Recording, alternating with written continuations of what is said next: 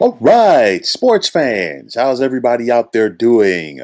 William Martin coming at you one more time here on YouTube with another edition of the 300 Pounds of Sports Knowledge Podcast.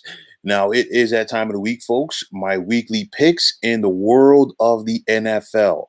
Week number one of the 2021 season is here upon us, excuse me.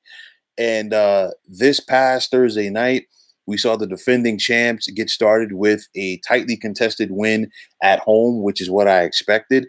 Final score was 31 to 29. I said it was going to be 31 to 27, as we saw two good quarterbacks, one in veteran Tom Brady for Tampa, and of course, Dak Prescott returning from injury for the Dallas Cowboys slug it out. But with that said, we've got some good games on tap for tomorrow, as well as the Monday night affair. And I'm going to give you my breakdown for each contest. I want to start off with the Philadelphia Eagles traveling to Atlanta to take on the Falcons, as it is a new regime at head coach for both of these clubs. But you have old Lion and young Lion when it comes to quarterback. And I'm talking about Jalen Hurts for Philly, being the young Lion, and of course, Matt Ryan being the veteran for the Atlanta Falcons. I look at two teams right here that are really looking to find their footing, and I'm talking about Philly and Atlanta. Both are looking to bounce back, both obviously with different situations at quarterback.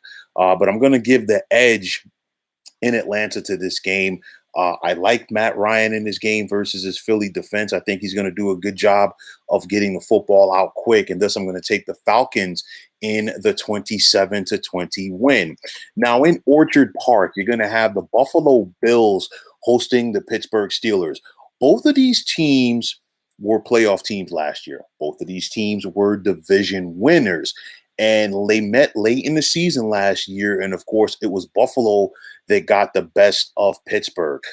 You look at this Buffalo defense, and I'm going to really zero in on them because they're going to try to go out there and do the same thing that they did last year when they faced the Steelers, which was to put a ton of pressure on quarterback Ben Roethlisberger. But I think this time around, what Pittsburgh has to do better is getting their running game going with their first-round pick, Najee Harris, the rookie out of Alabama. I want to see what the Steelers' offensive line is going to look like because no Alejandro Villanueva at left tackle. He's now a member of the Baltimore Ravens. David DeCastro is no longer there, and Marquise Pouncey retired. So I really want to see what this offensive line for Pittsburgh is going to look like. But on the flip side, I'm looking at this Pittsburgh defense going up against this Buffalo offense. We just saw TJ Watt get a ton of money to be the highest paid defensive end in the NFL, and I want to see if he's going to be able to pay immediate dividends for this Pittsburgh defense. Pittsburgh's definitely loaded on that side of the football. I want to see if they're going to be able to put some pressure on Bills quarterback Josh Allen and try to disrupt that connection that he has with wide receiver Stephon Diggs. I think this is going to be a very physical contest. Back and forth throughout. Field position and turnovers are going to be a key, but I'm going to take Pittsburgh on the road in this one by the score of 23-20. Now you're going to have the Minnesota Vikings traveling to the Queen City to take on the Cincinnati Bengals. And for Cincinnati, it's year two of Joe Burrow at center at quarterback, as he's looking to bounce back from that knee injury that he had a year ago. For the Minnesota Vikings, this is a team that is going to enter this season flying under the radar. But when it's all said and done, I do think that they have the potential to be a playoff team. You look at the Bengals, they're going to be upstart and they're going to be game, but I think Minnesota's a little bit better at the quarterback position. I'm going to give the nod to Kirk Cousins in this one, and I'm going to take the Vikings on the road by the score of 27-19. Now, the Dan Campbell era begins in Detroit as the head coach of the Lions as they welcome the San Francisco 49ers to town. Now, San Francisco comes into this contest favored by 8.5 points. They're going to see a familiar face at quarterback as Jared Goff is the new starting quarterback for the Lions. And for many years, he was a starting quarterback for the Rams. So there's a lot of familiarity there with him. But the one thing that Goff is going to recognize right away, he doesn't have the talent around him on offense that he did in Los Angeles with the Rams, most notably in the running game. And if Goff has to hold that ball too long, I look for the likes of Nick Bosa, who is returning from injury, to come back and really put some pressure on him. It's going to be the Jimmy Garoppolo show at quarterback for the 49ers. And I think he knows, with Trey Lance right there on the sideline, the rookie out of North Dakota State, I think Jimmy G is going to put together one of his best seasons ever. I think he gets started on the right foot tomorrow, and I'm going to take San Fran on the road by the score of 27-20. Now, down in Nashville, you're going to have the Arizona Cardinals traveling to take on the Tennessee Titans. And of course, when you think about the Tennessee Titans, it's all about Derrick Henry at running back. But I'm looking at this Cardinals secondary because they're going to have their hands full with the newest member of the Titans, and I'm talking about Julio Jones, a veteran wide receiver.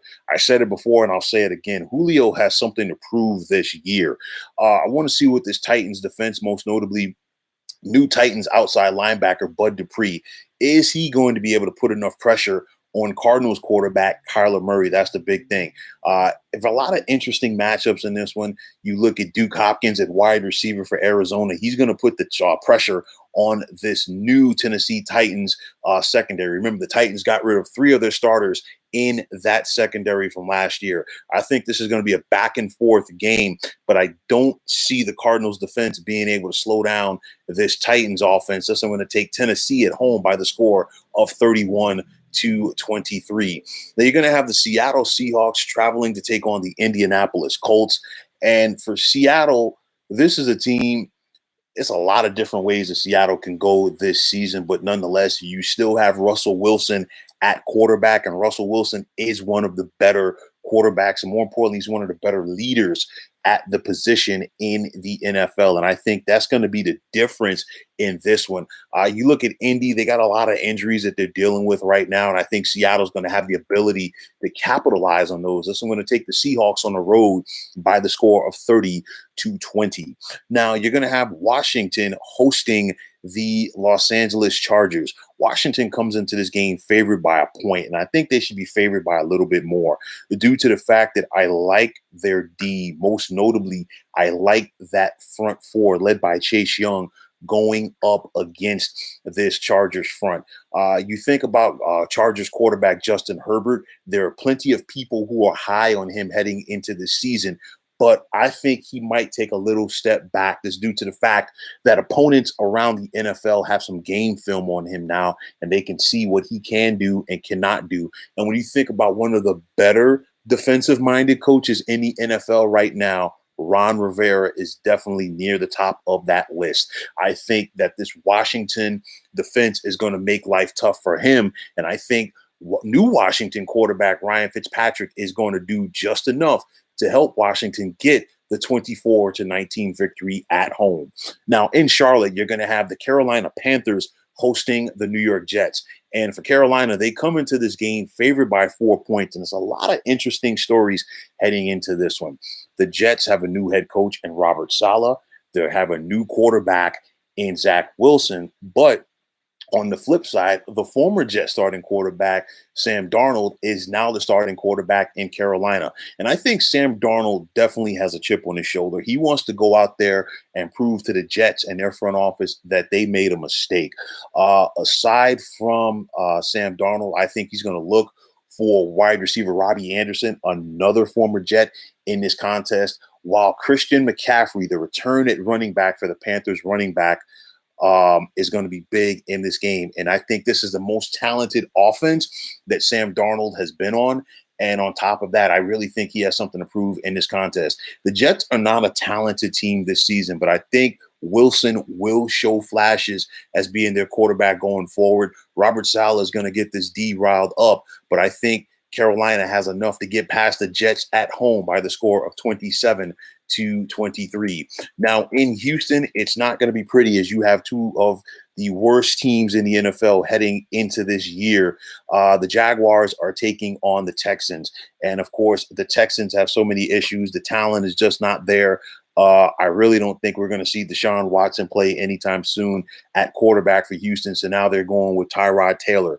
On the flip side for Jacksonville, It's a new era. It's the Urban Meyer era, and he's going with his rookie quarterback, Trevor Lawrence, the number one overall pick. Like I said, both of these teams don't have a lot of talent, but somebody has to win. And I'm going to take Jacksonville on the road by the score of 23-16. Now, a big one that people are talking about tomorrow is going to take place at Arrowhead. Is you're going to have the defending AFC champion Kansas City Chiefs hosting the Cleveland Browns. Both of these teams met in the divisional round last year. Kansas City squeaked past Cleveland, and they definitely have the potential to visit each other or see each other again this January in the postseason. Both of these teams had the potential to win their respective divisions. It's probably going to be a lot easier for Kansas City as opposed to Cleveland. But Cleveland last year showed that they were fearless as far as going up against Kansas City. They got to find a way to take that next step. It comes down to the execution of the Browns. When you get the offense, when you get the ball on offense, you can't settle for field goals. You got to go out there and get sixes. I think Cleveland needs to put the pressure on this Kansas City defense, and it's going to start with their running game with Nick Chubb and Kareem Hunt. Give them the ball early and often to set up that play action to Odell Beckham Jr. and Jarvis Landry at wide receiver. For Cleveland, I'm looking at their pass rush. Myles Garrett and, of course, Jadeveon Clowney. They got to go out there and they've got to contain Patrick Mahomes and not only make him run around, but they've got to get to him and sack him. You look at this Chiefs offense, there's still a lot of explosiveness there. I think this is going to be a very fun game. Cleveland has everything that it takes to beat Kansas City, but I think the Chiefs find a way to get past them with the 34-24 victory. Now, in Foxborough, you're going to have the New England Patriots hosting the Miami Dolphins, as it's a new era at quarterback for New England, as it's Mac Jones, the rookie out of Alabama. And, of course, he beat out veteran Cam Newton for the starting job in training camp. So Mac Jones looks very comfortable. He feels very comfortable in this Patriots offense. And now it's going to be the job of the Dolphins defense and Brian Flores to go out there and confuse the youngster. But when you think about confusing young quarterbacks, Bill Belichick, he's been doing it for years. Of course, Miami has a young quarterback, another former Alabama product that wants to go out there and prove something to himself as well as the rest of the league, and that's Tua Tagovailoa. But nonetheless, I think this Patriots defense, which was good last year, is going to be even better, especially with the return of Dante Hightower at middle linebacker, and then you bring in a guy like former Baltimore Ravens linebacker Matthew Judon. I think that Mac Jones is going to show that he is not afraid of the spotlight. We saw that in his tenure as the Alabama quarterback. And I think New England is going to do just enough to get past their division rivals in Miami with a 24-20 win. Now, in Jacksonville, of course, this game was relocated. You're going to have the New Orleans Saints taking on the Green Bay Packers. This looks like it's going to be the swan song for Aaron Rodgers as a starting quarterback of the Pack, and he definitely wants to go out on the right foot. It's the new era at quarterback for New Orleans, as it's Jameis Winston now, as Drew Brees has retired. I think Jameis Winston definitely has something to prove this season. The former number one overall pick of the Tampa Bay Buccaneers had the opportunity to sit back and study under Drew Brees last year, get familiar with this Saints system, and he wants to go out there and make it work. You still have Alvin Kamara at running back, who is one of the most dangerous weapons coming out of the backfield in the NFL, but no Michael Thomas at wide receiver. That's going to slow things down for this Saints offense. Now, this Saints defense, led by Cam Jordan, they got to go out there, and easier said than done. They got to get to the ageless wonder at quarterback, Aaron Rodgers. But you look at the connection that Aaron Rodgers has with the likes of Devontae Adams, and that is what makes this Packers offense go. The last team that has a football wins, and I'm going to take Green Bay in this one by the score of 27-23. Now, at the Meadowlands, you're going to have the New York Football Giants hosting the Denver Broncos, and it's Denver. In spite of the fact that they are the road team, they come into this contest favored by 3 points over the Giants. Both of these teams have a lot of questions coming into this season, and it starts with the quarterbacks. Denver has a new starting quarterback in veteran Teddy Bridgewater, while Daniel Jones for the Giants, can he take that next step? I look at this Denver defense led by veteran Von Miller.